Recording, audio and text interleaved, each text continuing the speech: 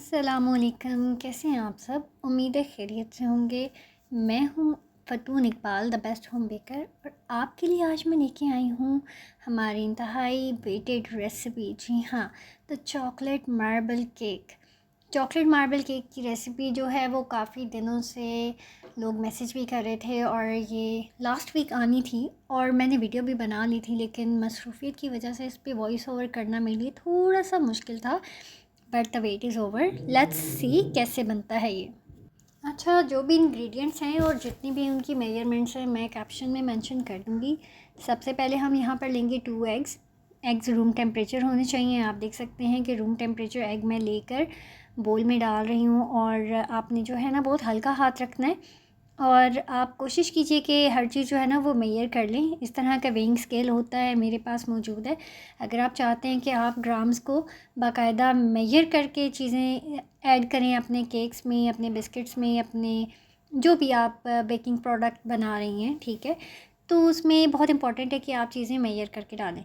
तो ये इस तरह के जो स्केल्स होते हैं उनमें मेजरिंग जो होती है क्वांटिटी डिफरेंट आपको स्केल्स दिए जाते हैं, किलोग्राम्स में, ग्राम्स में आपको यूनिट्स दिए जाते हैं, आप उसके अकॉर्डिंगली काम कर सकते हैं। अब आप देख सकते हैं कि मैंने हाफ़ कप शुगर लिया है। जी हाँ, 2 एग्स के साथ मैं हाफ़ कप शुगर का स्केल रखती हूँ क्योंकि मुझे बहुत ज़्यादा मीठा पसंद नहीं है। तो ये मैं अपने लिए बना रही थी, तो I just add half cup of sugar in room temperature egg.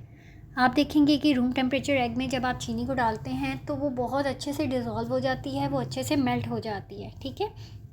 अगर आप ठंडे अंडे इस्तेमाल करेंगे तो चीनी को उसके अंदर हल करना थोड़ा मुश्किल हो जाता है। तो आप यहाँ देखेंगे कि मैंने विस्क की मदद से उन 2 अंडों में 1 कप चीनी को आहिस्ता आहिस्ता डाल के इसको मिक्स कर लेंगे, और आप देखेंगे कि जब तक इसमें वो हल्की हल्की चीनी के दाने नज़र आ रहे होते हैं तब तक हमने इसको अच्छे से बीट करना है, इतना अच्छे से कि इसमें जो है एयर वो फिल हो जाए, ठीक है। आप देखेंगे कि इसमें थोड़ी मेहनत लग रही है, लेकिन अगर आपके पास हैंड बीटर है तो आप हैंड बीटर का इस्तेमाल कर सकते हैं। यहाँ पे मैं विस्क का इस्तेमाल इसलिए कर रही हूँ ताकि आपको आइडिया हो सके कि केक बनाना कोई बहुत बड़ी साइंस नहीं है। यहाँ पर आप हैंड विस्क का इस्तेमाल भी कर सकते हैं, बीटर का इस्तेमाल भी कर सकते हैं, और जूसर ब्लेंडर का भी इस्तेमाल कर सकते हैं, ठीक है। अब हमने यहाँ पर क्या किया है कि हमारे जो एग है और हमारी चीनी वो अच्छी तरीके से बीट हो चुकी है, एक क्रीमी फोमी सा टेक्सचर आ जाता है। अब हम इसमें ऑयल ऐड करेंगे और आप देखेंगे कि मेरा मेजरिंग स्केल जो है वो हाफ़ कप ही है। अच्छा, इस तरह की कप्स इस्तेमाल करने से आपको आइडिया हो जाता है कि आपकी मेजरमेंट्स जो है ना वो अकॉर्डिंगली है। आप जो कप भी मैदा डालने के लिए इस्तेमाल करें, जो कप भी आप चीनी डालने के लिए, ऑयल डालने के लिए, वही कप्स आप मेजरमेंट के लिए रखेंगे तो आपकी मेजरमेंट्स बिल्कुल ठीक रहेंगी।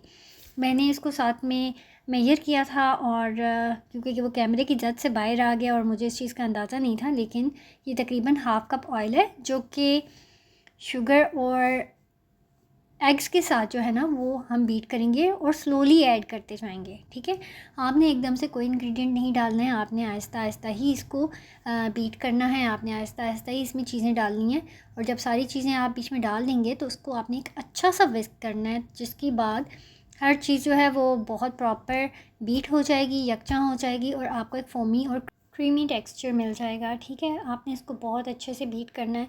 अगर आप यहाँ पर इसको ब्लेंडर में बीट करना चाहें तो भी, अगर आप इसको बीटर से बीट करना चाहें तो भी आप इसको बहुत अच्छे से बीट कर सकती हैं। मैं हैंड विस्क का इस्तेमाल कर रही हूँ ताकि आपको अंदाज़ा हो कि केक में कोई इतनी बड़ी मशीनरी की ज़रूरत नहीं होती है। आप पतीले में बना सकते हैं, आप हैंड से विस्क कर सकते हैं, अनलेस अनटिल कि आपने कोई बड़ा बिज़नेस स्टार्ट नहीं करना है, आपने बेकिंग जर्नी स्टार्ट नहीं करनी है, तब तक आप बिल्कुल भी इस मामले में परेशान ना हो।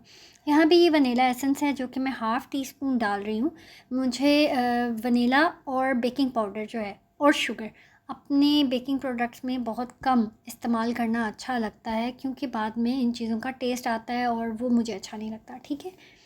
तो यहाँ पे वनीला एसेंस मैंने ऐड कर दिया है और इसको हम अच्छे से बीट करेंगे, ठीक है, जब तक कि हमें एक फोमी सा टेक्सचर मिल नहीं जाता, वनीला एसेंस इसमें अच्छे से फैल नहीं जाता, इसमें अच्छे से मर्ज नहीं हो जाता है, और बिल्कुल आपने तसल्ली करनी है इसको लेकर, ठीक है। अच्छे से इसको बीट कर लीजिए। बार बार यही कहूँगी कि आपने अपने एग्स को, अपने ऑयल को रूम टेम्परेचर पे यूज़ करना है, और आपने इनको बहुत अच्छे से बीट करना है, चाहे आप हैंड विस्क से करें, चाहे आप मशीनरी से करें, चाहे आप बीटर से करें या ब्लेंडर से करें, जैसे भी। जब आप इसको बहुत अच्छे से बीट करते हैं और इसमें जो है एयर बबल्स पैदा होते हैं, ठीक है, अंडे और ऑयल के इस मिक्सचर में जब एयर बबल्स ट्रैप होते हैं तो वो आपके केक को सॉफ्ट, क्रीमी और फ्लफ़ी करने में बहुत हेल्प करता है, ठीक है। केक का टेक्सचर इस चीज़ पे डिपेंड करता है कि अंडे कितने अच्छे से बीट हुए हैं। यहाँ पर अब हम इस मिक्सचर में ऐड करेंगे मैदा। मैंने 1 कप मैदे में 1 चम्मच कॉर्नफ्लोर डाला था और 1 चम्मच मैदा निकाल लिया था। यानी कि अगर आप 1 कप मैदा लें उसमें से 1 चम्मच आप निकाल दें और 1 चम्मच उसकी जगह कॉर्नफ्लोर ऐड कर दें। जितना मैदा आप निकालें इतना ही आप ऐड कर दें तो आपका ये केक फ्लोर बन जाता है। कोई भी इंग्रेडिएंट, ड्राई इंग्रेडिएंट आप यूज़ करें तो उसको आपने छानना है। यहाँ पे मैंने मैदा छान लिया था और मैदा मैंने ऐड कर दिया था उसी टेक्सचर के अंदर, ठीक है। इसके बाद आपने इसके अंदर डालना है बेकिंग पाउडर। आप देखेंगे कि मैंने इसमें तकरीबन half table spoon baking powder डाला है और आप इसमें बेकिंग सोडा डालेंगे। मैं बेकिंग सोडा और बेकिंग पाउडर जब दोनों डालती हूँ तो बेकिंग सोडा कम डालती हूँ, ठीक है। तकरीबन हाफ़ टी स्पून मैंने इसमें बेकिंग सोडा डाला है। आप ध्यान रखिए कि जब आप बेकिंग पाउडर और बेकिंग सोडा दोनों ऐड कर रहे होते हैं तो आप बेकिंग पाउडर की मिक़दार को ज़्यादा रखेंगे और बेकिंग सोडा की मिक़दार को कम रखेंगे। यानी कि अगर 1 चम्मच 1 टेबलस्पून आपने बेकिंग पाउडर डाला है तो 1 टीस्पून आपको बेकिंग सोडा डालना पड़ेगा, ठीक है।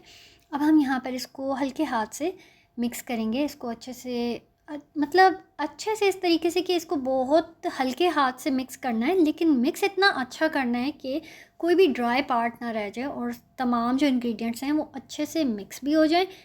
लेकिन यहाँ पे आपने ध्यान रखना है कि कोई बीटर नहीं चलाना, इसको ब्लेंडर में ही डालना है, इसको हल्के हाथ से ही मिक्स करना है, ठीक है।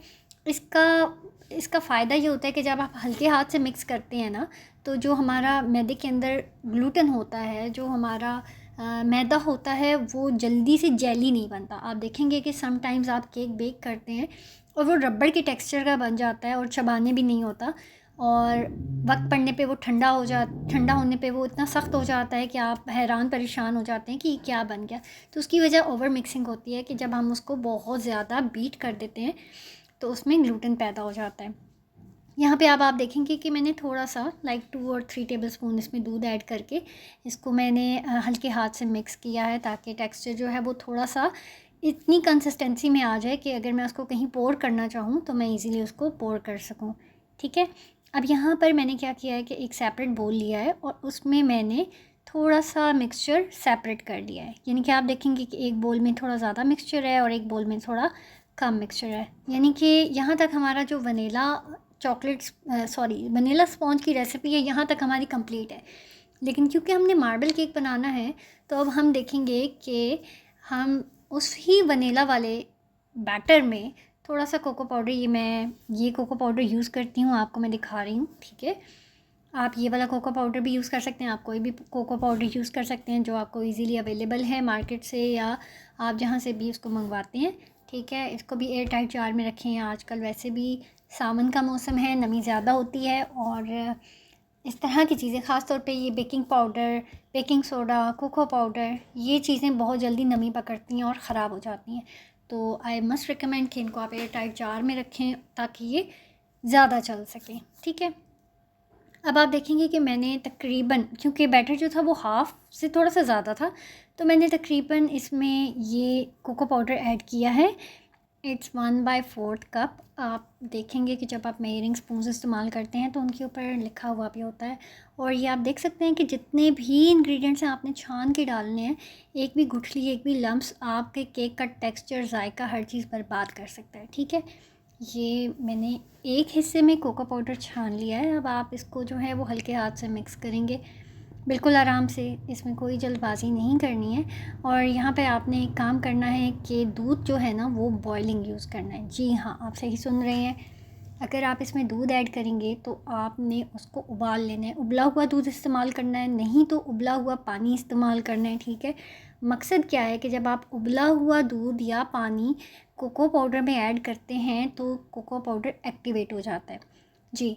अदरवाइज़ जब आप केक को इस्तेमाल करेंगे या आप केक को बेक करेंगे तो कोको पाउडर का एक कच्चा टेस्ट आता है जो कि बिल्कुल भी सही नहीं है, उसका रंग नहीं निकलता और यही वजह होती है क्योंकि कोको पाउडर एक्टिवेट नहीं होता।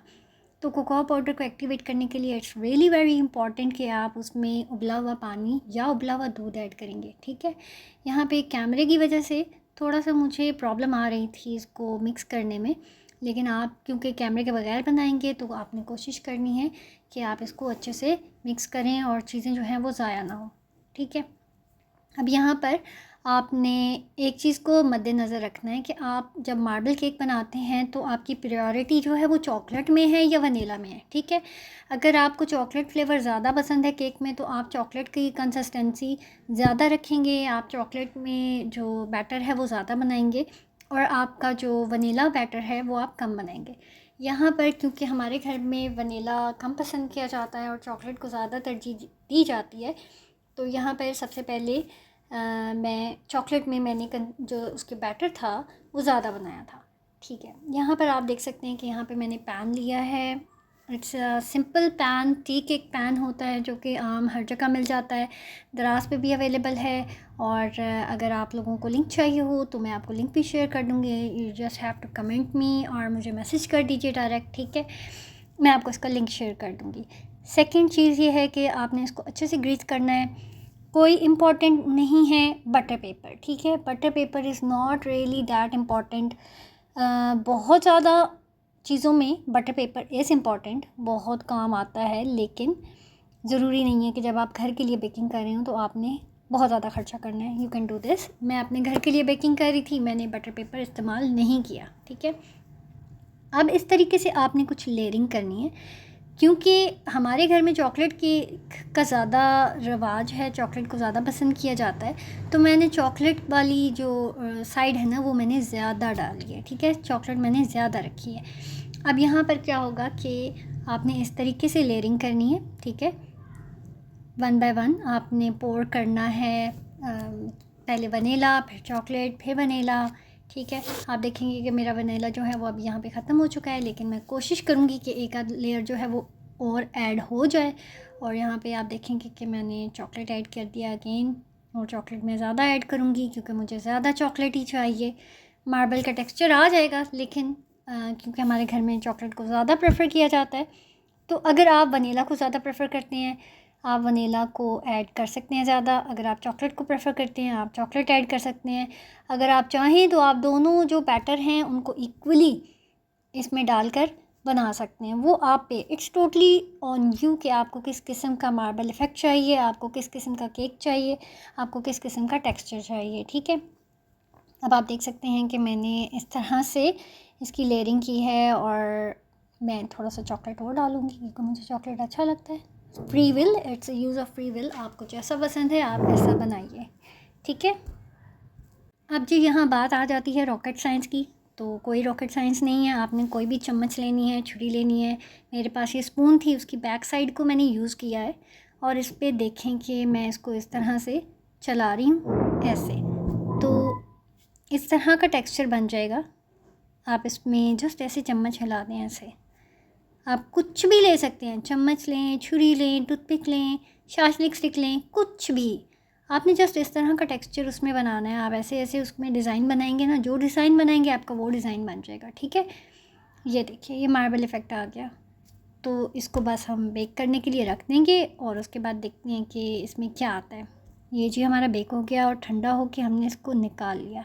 अच्छा, यहाँ पर आप देखेंगे कि इसको जब सांचे से मैंने निकाला है तो ऑयल मैंने ग्रीस किया था पैन को, तो कुछ फ़र्क नहीं पड़ा, ये ठीक ठाक निकला है सही सलामत। अब इसको कट करके देखते हैं। कोशिश कीजिए कि केक को ठंडा होते ही कट कीजिए, गर्म केक कट नहीं करना। यहाँ पर मैं गरम केक कट कर रही हूँ क्योंकि साथ में चाय बन रही थी और मुझे ये केक खाना था, तो सब्र नाम की चीज़ नहीं है।